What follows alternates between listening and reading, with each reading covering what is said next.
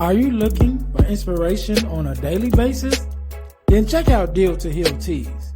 With our inspirational teas, you're sure to find something to inspire you. That's dealtohealteas.com. Put some inspiration in your situation. Wear inspirational tea and be inspired all day. Let's go to dealtohealteas.com. Again, that's dealtohealteas.com.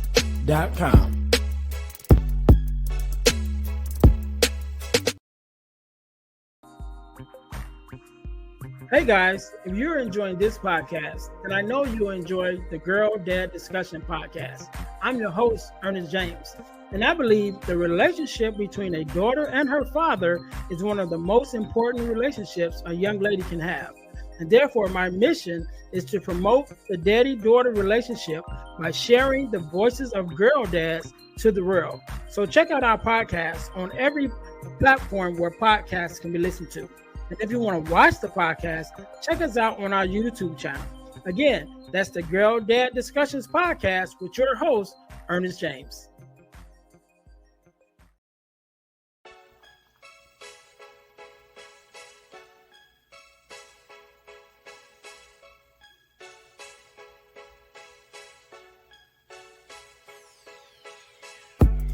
Welcome to Deal to Heal with E. James podcast.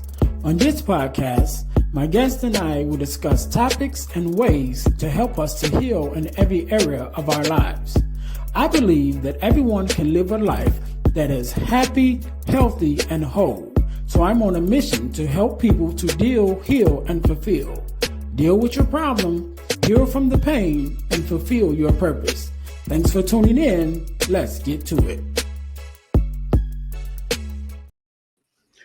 Welcome to the Deal to Heal with E. James podcast. I am your host, Ernest James, and I believe that everyone can and should live a life that is whole, healed, and healthy. And therefore, I'm on a mission to help people to deal, heal, and fulfill, to deal with your problems, to heal from the pain, and to fulfill your purpose. Thank you guys once again for tuning in to the Deal to Heal with E. James podcast. Make sure that you're checking out our podcast on all of our social media platforms where you can listen to podcasts, and also check us out on our YouTube channel, which is the Deal to Heal Podcasting Network on YouTube, where you will find not only the Deal to Heal with E. James podcast, but also the Girl Dad Discussions podcast, where I talk to other girl dads like myself and sometimes daughters about the daddy-daughter relationship in order to combat the narrative of the absent father and the fatherless daughters.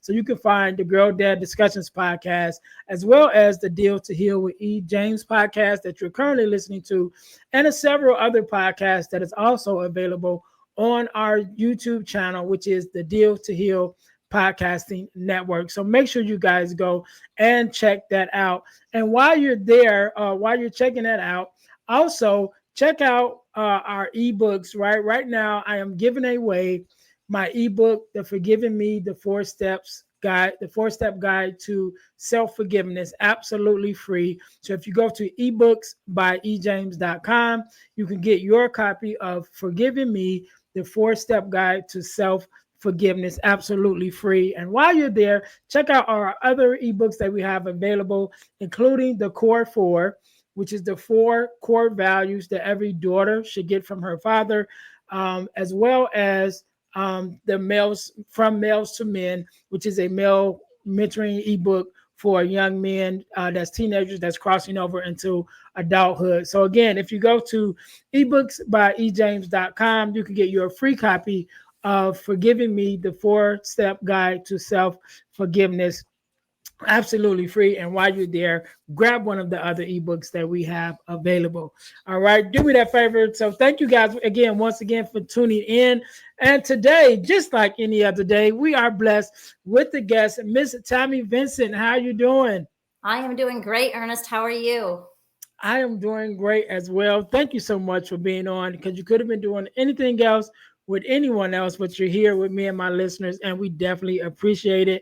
And so we're going to jump right into this thing. Do me a favor, introduce yourself to my audience and let us know a little bit about who you are and what it is that you do. Okay, well, my name is Tammy Vincent, and thank you for coming and checking in. So, I am a podcast host, and I'm also an author. I wrote a book. I'm a NLP practitioner and a trauma-informed certified life coach. And what I do is I help people get from being stuck and having grown up with a bunch of junk that they just never really dealt with, and now it's followed them into adulthood, and they're kind of a little lost, kind of a little confused, and things just aren't the way they are or they should be or can be. So I help them find their purpose and figure out how to unravel some of the past so that they can go forward in a better future. Yes, I love it. I love it. And of course, here, like I said, we're here to help people, fulfill that purpose that they've been given. Also, so I'm glad that we're connected. So let's go back. Let's go back a little bit in your background, because I always say those of us who live our lives to help others and in service of others, generally came from some incident in our past that maybe we could have used some help or some service, and that's how we kind of cross over into the work that we do. So in your background, take us a little bit back in the early version of who Tammy was, and what was those things that happened in your life that made you like, okay, now I'm going to spend my life helping those who may have some of the traumas that I've witnessed of my own. Okay, well, both my parents were alcoholics. My father was more of what people consider a functioning alcoholic. So he got up every day for work. He wasn't mean, he wasn't abusive, but he drank a lot. And my mother was on the other spectrum. She was the non-functioning alcoholic, the one that was abusive, was mean, always told us every day that she wished we had never been born. All of those things that no child should ever have to listen to or hear. And while I don't have hard feelings on either side, and everybody, people say, well, your dad never did anything wrong. And unfortunately for our situation, he was never emotionally available to really do anything right, if that makes sense. Yeah. So, and we were talking about it before we came on the show. Both of my parents were fighting their own demons, and I get that now. And while I have no animosity, no hard feelings and anything else, it still didn't change what was done. So I still had a lot of growing, a lot of personal growth, a lot of major concepts. I know a lot of people say there's that aha moment in your life where you go, oh, things weren't really normal. And mine, unfortunately, didn't come until I was 26, when I was getting ready to have my first child. And I realized that I had no idea on this earth what unconditional love felt like. And I was getting ready to have a baby. I'm like, oh my gosh, I am 100% responsible for another life, and I don't know how to do that. So that is when my healing journey began. And I dove into everything and realized how many of the fundamental concepts I was really missing: unconditional love, boundaries, relationships, a parenting style. Like I had none of that. I had zero foundation for any of that, because what I thought was normal, and all I knew was I'm just not going to do what they did. But that's not the answer either. Yeah. So through my 30 years, I really gained a lot of knowledge. I threw myself into every modality of healing I could possibly do, and realize now, now I coach because I have a coaching certificate. I have an NLP practitioner license. I have lived experience with adult children of alcoholics. So I can look at it from both sides. I'm not going to say I never picked up the bottle, because that would be dishonest. So I've seen the struggle from both sides. I have empathy and compassion for both sides. And so in that, I feel like I can really guide people to better relationships and better just happiness overall, because I do have the compassion from both sides of the system. Yeah. And I want to go back to two things that you said, right? Because I definitely connect with you, because my dad struggled with alcoholism, for many years in my childhood. And, like you mentioned, now as an adult looking back, I definitely can understand why he was drinking at that time. And of course, I was younger then, so I didn't understand it as a child. But just looking back on some of the things that he was dealing with, as being, losing his job and losing the status that we once held of, middle class lifestyle, to literally losing everything, and your whole family, and there's 9 of us, right? So my mom and dad and 9 kids, Whoa. staying in one bedroom in your mom's house now, you know what I mean, because you lost everything. And then also losing my uncle, who was my mother's brother, but him and my dad were best friends like their entire life. My parents literally lived across the street from each other growing up. Oh, So wow. my dad and my uncle was best friends, and of course my mom, being my uncle's little sister, she was around, and so so they fell in love at a young age, and they didn't get married till they were older. But losing my uncle, and not just losing him, but him being murdered, was hard for my dad too. And so a lot of things, looking back now as an adult, that I can look back and say I definitely understand his struggles at that time. And same as you, being able to look back on your parents and say, well, yeah, I understand some of the things that they were dealing with. But it didn't necessarily make it easier at that time. You know what I mean? As adults, we look back, it's like, oh, okay, I understand, but it didn't necessarily make it easier. But another thing that you mentioned about yourself, and saying that you're not going to say that you didn't pick up the bottle, because there were times that you did. And I resonate with that as well, because with my dad struggling, one of the things with me was like, okay, I don't even want to touch it. Now I did at some point drink a little, and then I was just like, no, this is not me. But it's crazy when you hear the stories, like the 2 kids that raised in the same household, same parents, same everything, and choose different paths. That was like me and my brother. My brother is 1 year younger than me, and we like totally opposites. And he was the one that kind of went toward the drinking. I was away from it, and he kind of moved toward it, and then had his own struggles. He was functioning, right? Like you said, functioning alcoholic. And he's much better now, but he was a functioning alcoholic. Like, he could get up and go to work, but he was drinking every night, And so those things I definitely resonated with me, just coming up. So just thinking of that, and how did that affect you once you became an adult? Because I know you mentioned about not having all the tools that you needed, because you didn't necessarily have the foundation. But how did that affect you personally? And even when you started to face some of your own trials and tribulations, did you fall back on that at some time, like, what, let me grab the bottle to kind of console yourself? Or were you just like, nope, I'm go cold turkey and I'll just figure this thing out? No, well, honestly, it's the drinking, the actual alcohol really wasn't even, I know this sounds the weirdest thing for someone to say, but the alcohol is not, that's just the device that you use. Mm-hmm. It's the addiction part that is the traumatic part. And that's the, Right. so even if I had said, okay, I'm never drinking because my parents didn't drink, you still feel this void. You're still trying to feel something that you're missing, something you never got, something that hurts. And what do people do when they hurt? They numb the pain. Mm-hmm. So alcohol is just a way of doing it. So even it wasn't even about that, because if I decided like, hey, I'm going to stop drinking alcohol cold turkey, I would have just thrown myself into something else. Because regardless, it's like you need that dopamine to make you happy for just a moment. So whether you get it from alcohol, you get it from gambling, you get it from sex, you get it from whatever it is, you're going to get it. So it's really, I never really looked at that. Like, I will have a drink every once in a while. My husband and I have one beer or something. That was not, it wasn't those issues really. Mm-hmm. I mean, those are generational cyclical things that are going to happen over and over again. But I knew that those main concepts of like not knowing how to parent, not being loved, those things, I had to get to the root of that. So like I went to therapy, and talk therapy, nothing against it. I love it. But I just felt like, okay, I'm going in and I'm talking about everything that's happening right now in the moment. And that's not what I'm like. Those are just little things. Those things can be changed at any moment. I'm like, I need to dig deep, and I need to figure out,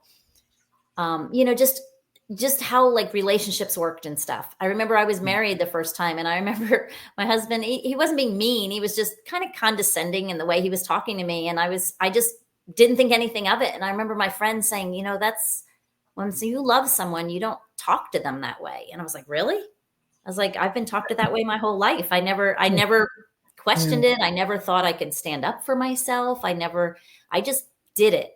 But literally, honestly, by the time I was 18, and some people, there's various degrees of how things affect people and everything else. By the time I was 18, or the first time I tried therapy, and I remember her saying to me, how do you feel? Like, how did you feel when that happened? And it was something that had happened that probably would have upset the normal person. And I remember looking at her and going, what do you mean feel? Like, I was completely a numb shell from about 18 to 22. So I literally was. I didn't know who I was. I didn't know what I liked. I can remember people, him saying to me, or my next therapist saying, he said, well, who are you? I said, depends on what you need me to be. Like, I can be whatever you need me to be. I can be happy. I can be mad. I can be sad. I can be super professional. I can be a floozy. Like, you tell me what you need me to be right now to fit in, to feel like part of something, and I'll do it. Yeah. So what became your, because I'm listening and definitely understanding that, like myself, okay, we didn't turn to the drinking, we didn't turn to, other vices, but what became that thing that began to help you, begin to heal as as you started your journey, and even maybe some of the things that you teach now with the clients that you work with, of acknowledging those childhood traumas, but now as adults or young adults, how did you kind of heal from that? Or, what are some of the things that you teach that could help, those who are still struggling with some of those things to begin to heal from their childhood traumas? Well, the first thing is to really acknowledge that they're there and understand that they followed you into adulthood, because some people don't even know. That is their normal, the way they live. But certain things, like when you look at, they call them ACOAs, so adult children of alcoholics. When you look at them, there's like, they call it the laundry list, and it's like 13 traits that they're going to have, regardless, almost 100% deniably. If they don't get help, this is how they're going to end up as an adult. And some of those are like people pleasing, and being afraid of authority, and just insecurity in general, and a lack of self-esteem and things like that. So, and also acting like a child, something that, because for the people out there listening, and I don't know, your listeners, I don't know exactly where your group is, but I truly believe in something that's called Deal to Heal. They're all people that have gone through something. So they're out there and they're wanting to heal. They're wanting to feel better. And I always say, just start being aware, like sit down and really just sit with yourself and think about the person that, if everything else was erased, who would you be? Like, what kind of person would you want to be? And I picture like my best moment. And this is a good exercise for people to kind of figure out who they are, because a lot of people don't even know who they are at this point. Right.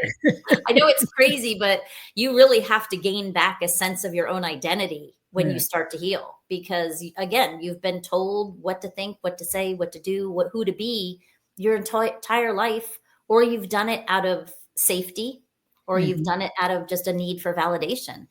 But so I tell people, picture your very first, your best place you could possibly be, your best scenario. What are you doing? And then think about all of the people and all of the things that kind of surround that moment. So it could be on the beach with your friends. And then picture those people. Like, are they funny? Are they kind? Are they friendly? Do they lie? I mean, does that make you happy? Think about the best in everything in that moment and write it down. I mean, this is a good exercise for people. And then think about a bad situation, and you don't have to bring up any horrible memories or anything, but just something that would be considered a really bad time. And then look at the characteristics and the details of what's around there. Like, what are the people like? How are they acting? What is the situation? Is it dark? Is it dreary? And you kind of can start to, when you do that and write these things down, you can kind of start to build your identity, what you want to be if you were that beautiful, divine, joyous, perfect creature that you were born. And then when you start to act something that is not in alignment with that, you'll start to notice it. So if you find yourself lying when you don't need to lie, question it. Just be like, why did you do that? And then my best, and just start to, when you snap at somebody and wow, that's not me. I'm not a snappy person. I'm not mean. I'm not condescending. I'm not rude. Why did I act like that? Start to really be aware of those things, because then you can kind of follow them back, and you can see when you're acting out of alignment with who you really are. Mm-hmm. Because 9 times out of 10, you're not acting from your present moment and your present state. You're acting from the wounded child inside of you. That's like the 5-year-old having a temper tantrum, I like to say. Right. When I snap at my husband because it's something I want that he doesn't think I should have, it's like literally like the 5-year-old me not getting what I want and stomping my feet because I never get what I want. And now I'm like, I'm 56. I deserve to get what I want. So it's literally the wounded child acting out. So you have to start to be aware is the first step. And I agree with that, because that's also like the first step when I talk about deal, heal, fulfill. Inside of the deal, we're dealing with it. It's the first thing is acknowledging it, and being aware of what it is that you're feeling, what it is that you're going through. So I definitely agree with that, because you can't begin to heal it if you don't address it in the first place. And also one of the things you said, and it's about to skip my mind. You were talking about addressing it. Oh, I know what it was. The journey of really getting to know yourself, right? Especially when you come in from a space that could be considered toxic, or any space of healing. When you're beginning to take this journey, this healing journey, there is a space that you have to get to know who you are now, because any kind of pain changes us. It begins to mold us and affects us differently. And so after especially any kind of major, hurt or pain, you have to kind of acknowledge or kind of reassess who you are now, because you've been changed a little bit. And I talk about, dealing with the death of my mom and my mother-in-law at the time, around the same time, losing both of them, and how that sent me into a deep depression, and even dealing with suicidal ideations and all of that. Coming out of that, getting on the other side of that, once I made it through that season, it still was really like just the beginning of this journey of me. Okay, who am I now? Who am I as this motherless child, should I say now, a motherless adult child, who still longs for my mom and for the relationship that I had with my mother-in-law, because we were really close. But having to go through that journey of, okay, who am I? And really looking deep within and going through a season of personal development, and beginning to even begin to develop in myself. Okay, how can I make myself better? What things can I study? And then again, going into those things, those spaces of you that you probably never acknowledged, like what actually makes me happy, and I'm on a journey now. I started hiking last year, right? I started hiking, and I realized just how much I really loved it. And it just got me into a space of, what would my life look like if I enjoyed every area of my life the way I'm enjoying this experience, right? And so now I'm in this space. It's like I'm really just like really addressing each area of my life. It's like, okay, what adjustments do I need to make to have this part of my life be enjoyable no matter what? Like, as soon if I go, if it's church, what adjustments do I need to make so that every time I go to church, it's a enjoyable experience? And really just kind of finding those spaces and making those adjustments, I think is, at least on this journey that I'm on, it's just like an amazing thing. And sometimes it's just finding, being grateful for what you can find in that experience. Mm-hmm. You can be grateful for anything.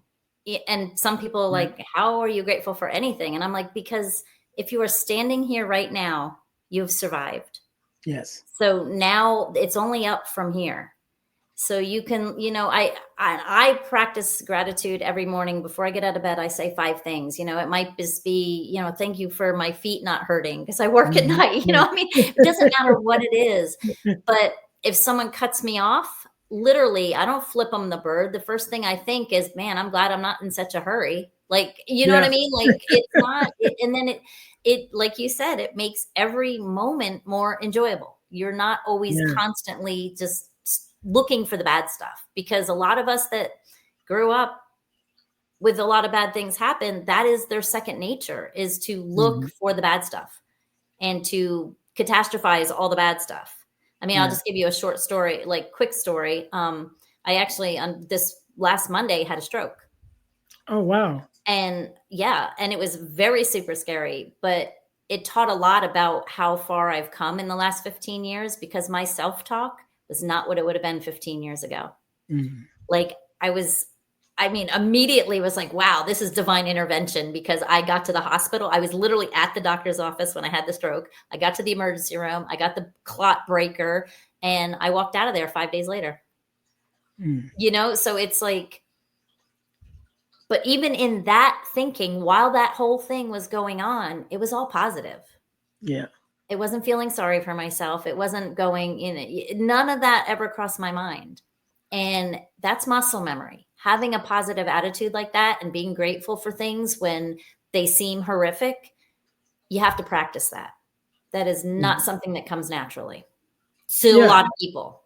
Yeah, it's not, and I learned not recently, but I would say within the last year or so, about this thing that's called the law of polarity. And what that simply says is there's nothing that's all good and there's nothing that's all bad, but in everything there's good and bad. So Mm-hmm. even your happiest moments have some bad parts attached to it, and some of your saddest moments have some good things attached to it. And so, for example, we talk about people that win the lottery. It's like, yeah, that would be great to have all this money and no more financial worries. But then all money is an amplifier, so it's going to amplify whatever it is that you have going on in here. So if you had any kind of addictions, it's just going to amplify them bigger now. At one time you might be only could afford one beer, but now you can afford a whole cellar. You know what I mean? So now it's going to amplify it, to the bad side. And so even though the financial blessing that you may have gained, that might be good, but the ramifications of now the things that it gives you access to, that an undisciplined person couldn't control yourself, and now you get people that's end up on all kinds of drugs and things of that nature, because it just amplified the things that they were dealing with. And then you take something bad like the death of a loved one, which is can be looked at as one of the worst things that can happen, to lose a loved one. But a lot of times in losing, especially like a matriarch of a family, it brings the rest of the family together. You know what I mean? And so, yes, the losing that person could be looked at as a bad thing, but in that bad thing, it allowed this good thing to happen, which brings the family back together and strengthen the family bond. And so, yes, that law of polarity, once you can accept that there's good and bad in everything, and always look for the good, which is definitely a, a learned behavior or taught behavior, however you want it, because we're not naturally born to look for the good. We always look for the bad. So Well, and when we that's get to the yeah. space, yeah, when we get to the space where we can make a decision, like I'm always going to look for what I have to be grateful for in every opportunity, then it definitely changes the outcomes. Mm-hmm. And especially when you're one of those people that has gone through a lot of trauma, you tend to be very hard on yourself. So Mm, you automatically look for the bad. But it goes down to really, it's like I was telling someone today, it goes down to choice. It goes down to yeah. you putting your law of polarity with the law of what you think about, you bring about, or where your energy goes, energy flows. The Yep. two together are very serious, because you have one, you have a situation. You can look at the bad, you can look at the good. Whatever you focus on is where the energy is going to go. I mean, we're all Mhm. energy, everything is energy. Yeah. So you have to make that conscious choice. You have to. And sometimes it's hard. I remember when I started a gratitude challenge I did like a little 4-day challenge with people online. And the first day I had someone reach out to me and they said, I have nothing to be grateful for. I said, did you wake up? Where'd you wake up? And she was like, in my bed. Then be grateful you have a bed. Like, Yeah. Yeah. I said, and you may have to start small, because, and I've had people say to me, well, I don't have a bed. I'm sleeping in the streets. but you had a blanket. Like, you woke up, and that is number one. Sometimes it might be as small as thank you for letting me have another day. I'm grateful I'm here because it beats the alternative. Yeah. I was having I'm glad you say I was having a conversation with one of my friends the other day, and I mentioned to her that I'm going to be 49 this year, and she was like, 49. I'm like, yeah, I'm getting older. I said, but it beats it beats the alternative, right? Mm-hmm. I said, time is going fast, but I don't want it to stop, because once it stops, I really got problems, It's funny because I work a job at a restaurant, so part-time, and I'm one of the oldest people there. I mean, I'm 56 and I'm serving, which I love. I enjoy doing it. But they're always like, oh yeah, they call me like mom and stuff like that. But I'm like, guys, you have no idea. I have so much more wisdom than you. I'm like, so I don't look at myself as old. I'm like, I'm just more fulfilled with wisdom than you. That's what it's about. Like, and age is just a number anyway. But yeah, it's crazy. Yeah, and I think that's amazing. Like you said, making that choice to be able to look at the good things, and I think it's important, like you mentioned, that even when we start looking for the things to be grateful for, that we start with the smallest things. And I think when we start looking so big, like what do I have to be grateful for, and we're looking for this big amazing thing, we miss so many small things that add up to the amazing things. And like you said, just the number one, you woke up. That means anything that happened yesterday, anything happened in your past, you woke up to another day to change the future. You have the opportunity to change your future. So even if you woke up and you didn't wake up in the bed, you woke up under a blanket, but you woke up. So that means you have the day to make some adjustments so that maybe tomorrow when you wake up, you will wake up in the bed, And so I think though, when we are able to look at those small things and appreciate those small things, then we'll even recognize how each of those little things add up to big things. And yes, absolutely. And I saw you on one of your shirts and I really liked it. And I don't remember what the quote was, but you said something about, and it said like, you got to do the work. And I wanted to point that out. Yeah. I don't remember I was reading through as your It said, don't wish work. That's one of my favorite shirts that I designed. And I like that. And I always, I go back to that too for the listeners that are like, okay, I'm going to get better. I'm going to be more positive. I'm going to be this, especially things like gratitude, things like the big concepts of being grateful. Feel it in your body. Don't just write it down and put it away. Don't just say it to say it. Sit there until you can feel it, because that is where the shifts come. Because it's easy for me to go, oh, I'm grateful I have a dog, and I'm grateful my grandmother's still alive, and I'm grateful. But if I'm not feeling it in my heart, it's not making the shift up here that it needs to make. So and it might take time.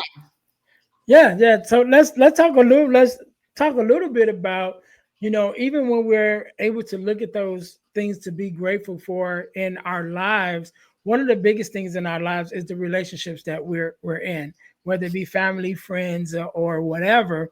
But especially when you grow up with different things happening to you, you've lived through some bad experiences. Sometimes you fall into some toxic relationships that are not that good for you. So how can we begin to even spot those relationships before we get too wrapped up in them? Like if we can able to start spotting the different characteristics of a bad relationship or a toxic relationship early, before we get too wrapped up in it and be like, oh man, I can't get out. Yeah. My biggest tip on this one is, first of all, get to know yourself. Mm-hmm. Because if you know yourself and you respect yourself and you love yourself, when something feels wrong, use your gut instinct. They call it a gut instinct for a reason. If somebody says something to you, or you see something, and you get that little, I call it the gut punch, and you have that feeling, listen to your intuition, first of all, because you're probably right. Mm-hmm. So just listen to that. Get to, if somebody says something rude on your first date, and be like, whoa. And you're like, whoa, that wasn't very nice. Well, that wasn't very nice. And that is that person, because I always tell people, especially when you're getting in a new relationship, that person is on their absolute best behavior. Yeah. So if you're getting an icky feeling right from the beginning, then you're going to get way ickier feelings when you've been with them. But the next most important thing is like, as you're seeing these things and you're seeing like people, when you grow up like that, it's what you know. Sometimes these toxic relationships are what you know. And your brain likes familiarity. Your brain is there to protect you and keep you safe, but it also likes familiar. So while you might think, okay, I get that guy. It's our first date and he's falling over drunk. Your instinct is automatically going to be like, take care of him. What you're used to is going to be take care of him, bring him home. It's okay. I helped my dad. That's, and all this stuff comes flooding back because that's what you know how to deal with. And it's a good thing and it's a bad thing, I guess, like that's what you're used to. What you need to do again is know yourself, know what you really want, and then be able to set boundaries. Remember when I had that conversation about all the good characteristics and stuff? Those are your values. Those are your core values of the people that you want in your life. And you need to know, like, if you don't want dishonest people in your life, the first time you catch someone in a lie, that's it. Yeah. It's not negotiable. That is not an honest man. And that is not who I want to be with for the rest of my life. Now, of course, I'm not going to say like, bam, go out and dump your husbands, like leave them.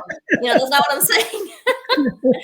But if you know that those 10 core values and they're violating them right in the beginning, set your boundaries and just say no.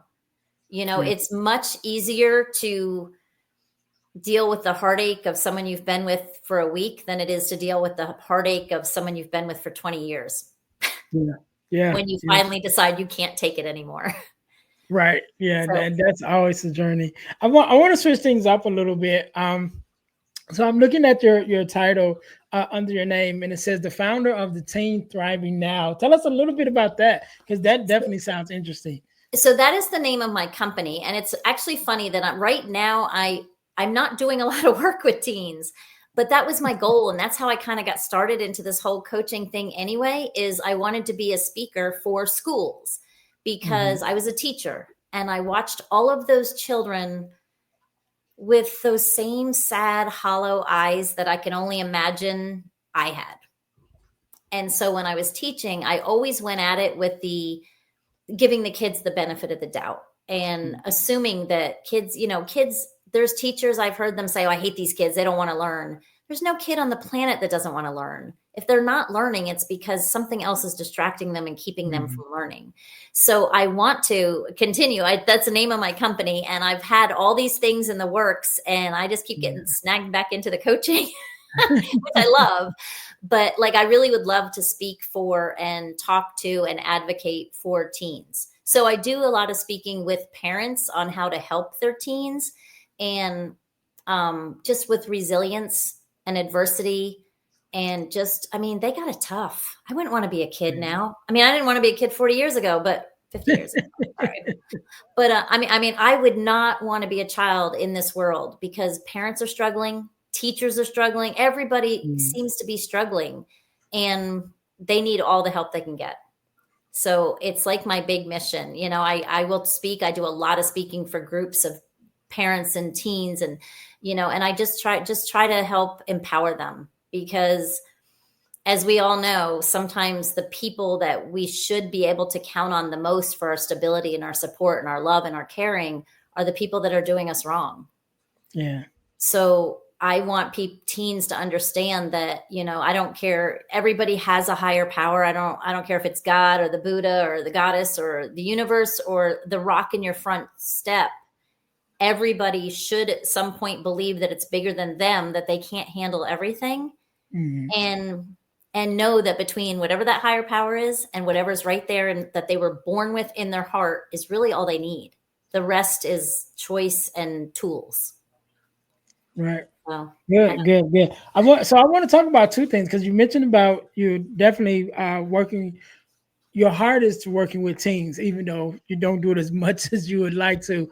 That's my heart too.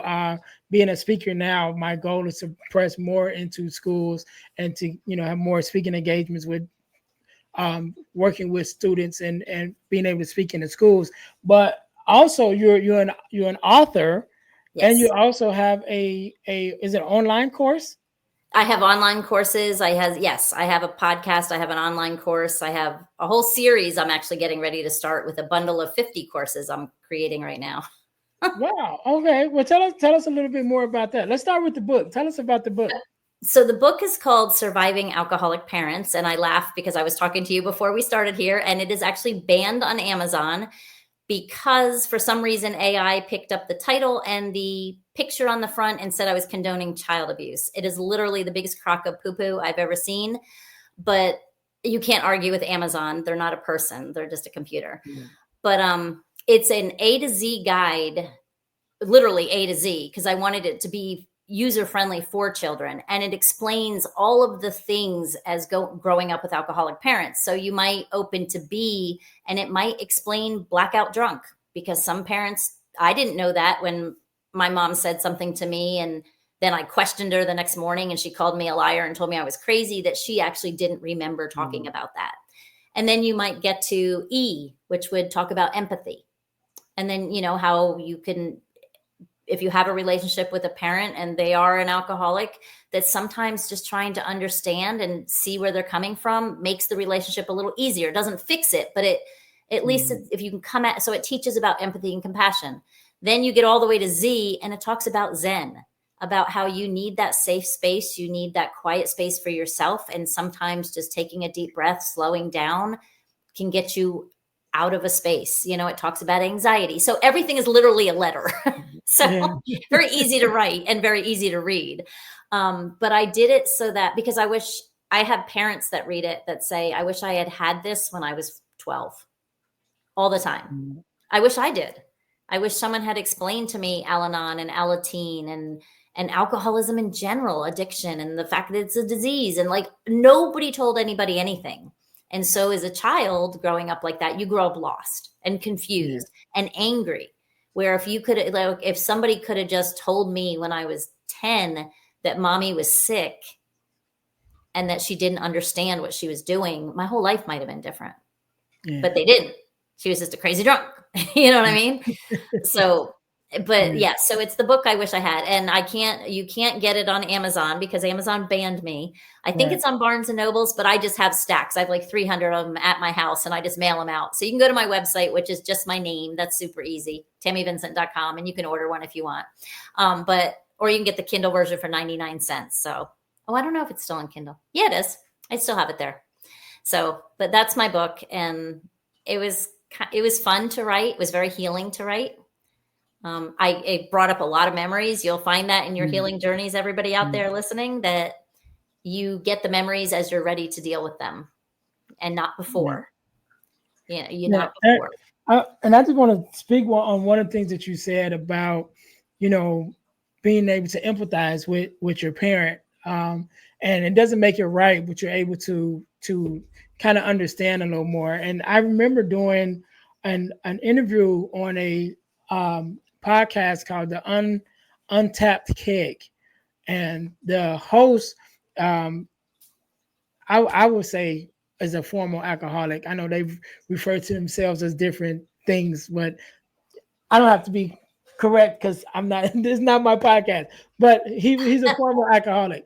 But I remember us having the conversation, and the conversation was about my dad, and really me just kind of giving a child's viewpoint of what he was dealing with during my childhood. And I remember really never really processing it as much as I was processing in that interview, and really began to think back on, some of the things I mentioned about, losing your house and losing your job and losing your best friend, who's been your best friend your whole life, and not just losing him, but for him to be murdered, and, that whole thing. And in the midst of that podcast and me, sharing the story of my dad from my viewpoint, and I said several times in the interview, like, this is how I remember it and how I see it. So it's not his words, it's kind of mine, but it really allowed me again to empathize and really be like, man, I understand why he was going through so much, especially as being an adult now with your own kids, and realizing how volatile, life can be with, you're up one day, you're making money with a good job, but then now the job is no more. Because I've been through that where they just shut the whole company down. It's like it's nothing you did. You're like they just decided to shut it all down, and you're like, well, what am I supposed to do now?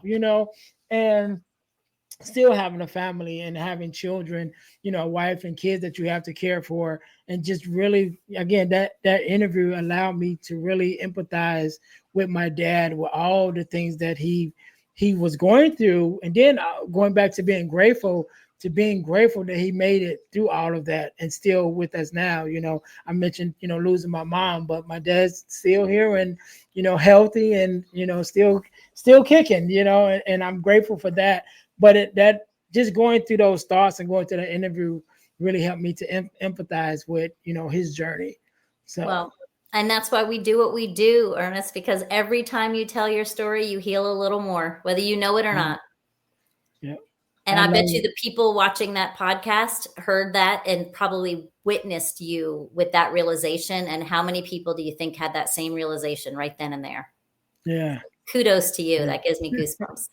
Thank you. So let's talk about these courses. You said 50 courses at one time? 50, yes. So I did a summit and I had 45 speakers in it. And I'll make this a quick version.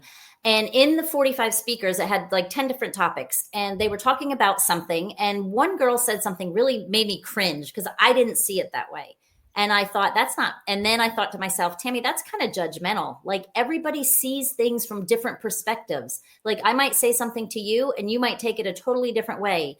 But we all of us healers, no matter what world we're in, we all have the same ideas. It's the same universal struggles. It's the same stuff we're going through. We all have just different ways of talking about it.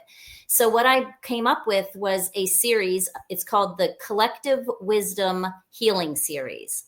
And it's 50 different courses on all kinds of stuff. And I'm spearheading the whole project. So it'll be my little part in it. But I want to have contributors that put in books and PDFs and guides and anything they use to help them. And also people to write actual courses. I want coaches and therapists and doctors to do little mini courses so people can get different perspectives on these same universal problems. And I'm super excited. I just it really came to me when I was doing that summit in December. So I've got it going. I've got all 50 courses mapped out. I've got 18 contributors so far. I need 250 contributors. So yeah, need lots.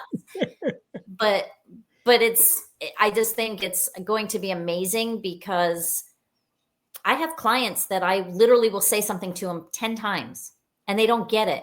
So I will get on a podcast. I'll bring a guest on a podcast and I'll egg them on so that they say it. And then I'll send that podcast to my client. She's like, wow, yeah, that's what you were trying to tell me. And I want to go, the thing, like I literally want to bang my head against the wall, but I'm like, you know what? I don't care how they get the information. I don't care how I get it to them. I just want to help them. Yeah. And we have that problem a lot of times with our children, right? And I talk to a lot of parents and they're like, I'm trying to tell them this and they're not listening. I said, do yourself a favor. Stop telling them, call one of your friends and tell your friends to tell them. It's that simple. It's like, you ain't got to stress out. Sometimes they get so used to hearing our voice over their whole lives saying, don't do this, do that, don't do that, that they kind of zone out, to our voices. And sometimes they just need a new voice to listen to. And so if you got a good friend that you can call and say, hey, look, my kid is struggling with this. They're not listening to me. I just need you to tell them the same things that I'm saying, and they'll hear it. And it's like magic, it's like a new voice. It's like, oh, really? That's what it is? And you think to yourself, like, I just told you that yesterday. You know what I mean? And again, you want to just be like, whoa, what is wrong with you? But at the same time, I don't care. I don't care how you get it, as long as you get it. Yes, amazing. So amazing. I'm super excited about it. Like I'm already looking at you going, I wonder what you could put in there. I just think there's billions of people on this planet and there's so many different ways of looking at things. And what resonates with people may look at me and go, I don't like her. Yeah. But I got 9 other people in that course that they might like. So I'm good with that. Yeah, and that's how it is. And it's just like a therapist, you're looking for the right fit. It's like, yeah, there's like hundreds and thousands of therapists, but you got to find the one that you connect with, that you feel comfortable with, and that you believe that can help you. And it's the same way with anything that we do, whether you talk about mentors or coaches or pastors or whatever. It's like, okay, who resonates with me the most? Who do I feel that connection with the most? And it could be the same information, but we just have an ear for how we interpret things and how we Mhm. receive information. And so you have to find the person that can give us the information in a way that we can receive it. And Yep. that's what matters in the end. Or it could even be like literally just timing. You might hear it the second time and if you only had one little module of me talking, you're not going to hear the second time. So Yeah. I was like, no, I'm going to find a way. And that was what came to me. I think I was in the shower. I think it came to me Yeah. in the shower. I do my best thinking in the shower. Yeah. It's the running water. It does miracles. I think so. I So love it. I love it. So last thing, we're talking about the courses, and you mentioned before we got on about being able to offer the listeners a code or something of that nature. yes, actually, I do have a course that I like it. It's a self-guided course, but you can jump on for all the support you need throughout the course. It's called Trials to Triumph. Mm. And it's set up to be an 8-week course. You can take your time as much as you want. But if you go, probably the best, are you going to put my links in show notes or do you? Okay. You So can save them for those that's listening. But yes, they will yep, be I'll in say it. the show So notes. probably the easiest place to go is just to my website, which is my name, www.tammyvincent.com. Mhm. And then you'll look where it says Trials to Triumph course. And there's a code. Just type in there, heal for free. FOR, not the letter number 4. So just type in heal for free and you can get the course that normally sells for $197. You can get it for nothing.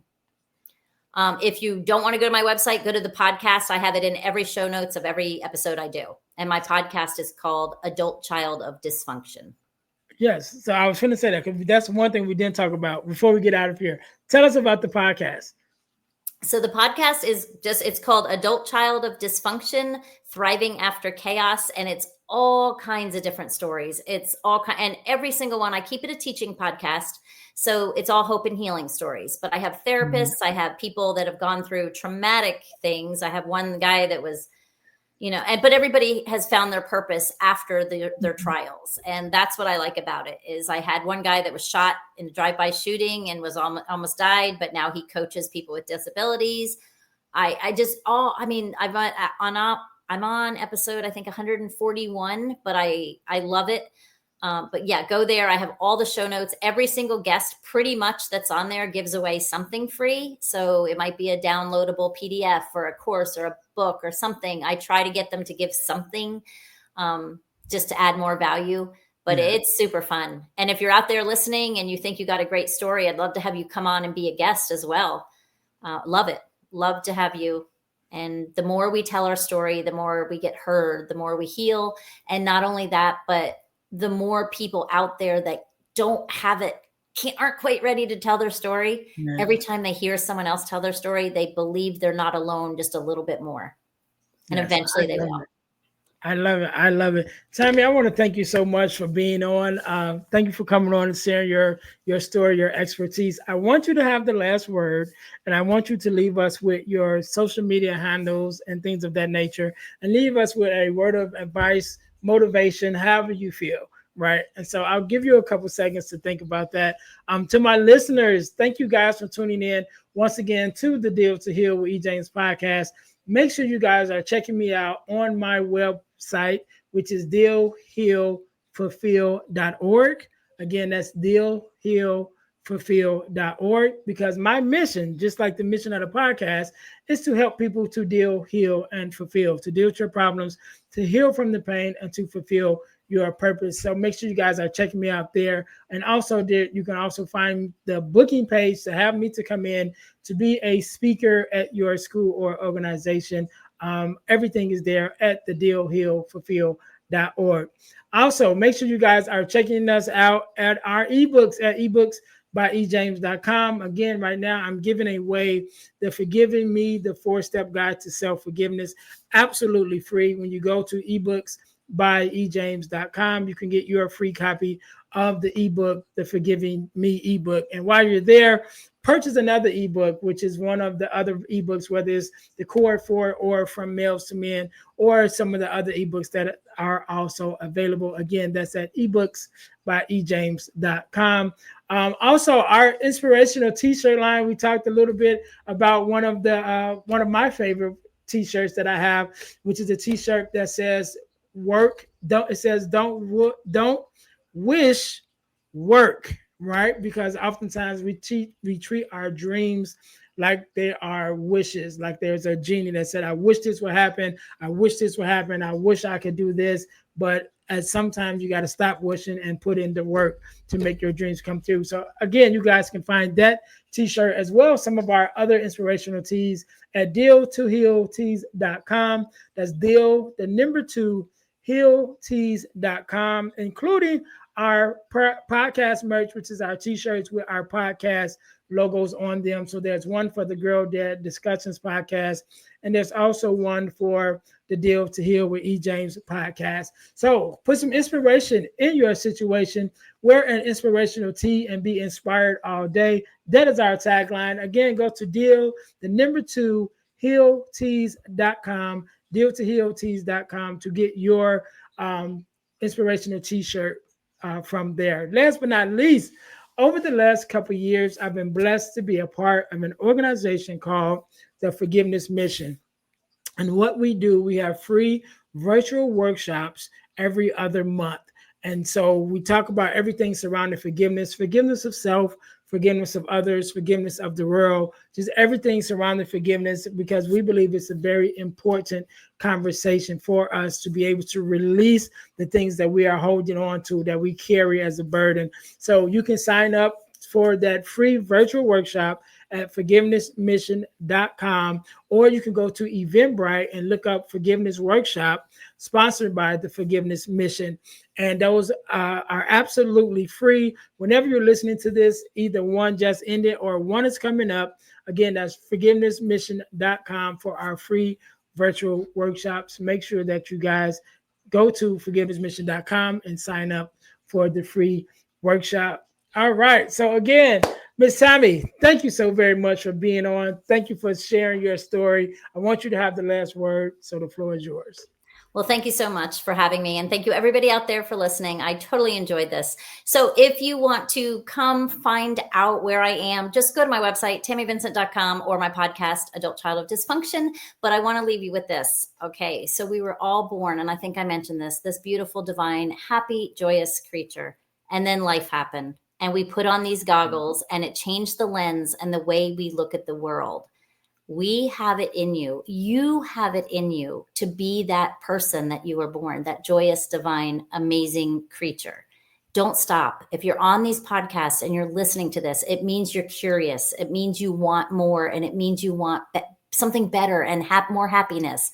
Do whatever you have to do, one step at a time. There's no time limit for healing. It can take a day. It can take a decade. It doesn't matter. Every step that you walk forward is one step closer to complete and utter joy, and you deserve it. You are so worthy. So before you go to bed every night, I want you to say that to yourself. I am loved. I am worthy. I am way more than enough. And we can't end it no better than that. Thank you guys once again for tuning in to the Deal to Heal with E. James podcast, where our mission is to help you to deal, heal, and fulfill, to deal with your problems, to heal from the pain, and to fulfill your purpose. Until next time, you guys be blessed. Thanks for listening to the Deal to Heal with E. James podcast. Remember to listen, like, subscribe, and share. This episode has been brought to you by Deal to Heal Tees. Put some inspiration in your situation. Wear an inspirational tee and be inspired all day. Let's go to deal2healtees.myshopify.com. Remember, our mission is to help you to deal, heal, and fulfill. Deal with your problem, heal from the pain, and fulfill your purpose. Thanks for listening.